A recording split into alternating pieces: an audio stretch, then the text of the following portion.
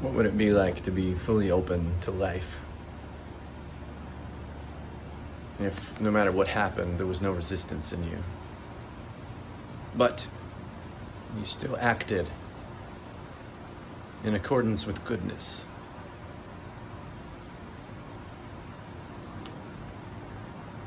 This is the way that is offered through the path of yoga. This is when the yoga's scriptures and everything talk about like equanimity and talk about renunciation in the truest sense of these words. As far as embodying them, this is what this means. This means that life does whatever life does, and there's no resistance inside. It means we're even-minded, yet we act in perfect alignment with goodness. This is a common thing that takes time for us to wrap our minds around. It's because when we through the mind, when we hear things like renunciation and even surrender, or detachment or discernment, dispassion.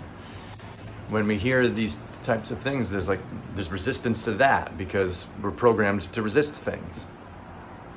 But there's resistance to that because what the mind creates from that as well, then if something bad happens, I won't do anything to stop it.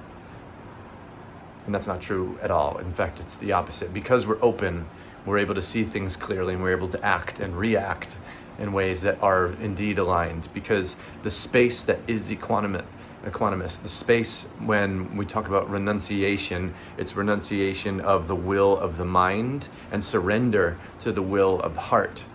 And when we're connected with that consistently, then when things happen, being there already, we're already in this space of truth, because this deep center inside of us, this deep stillness inside of us, this deep peace inside of us is the source of knowledge itself. It's a space that only exists in truth and goodness and benevolence. And when we're consistently aligned with that, when things happen in our life, we act directly and naturally from that space. So anything can happen, and we're never moved from one, our own peacefulness inside, and also we act and make decisions and choices, and our behavior is aligned with goodness.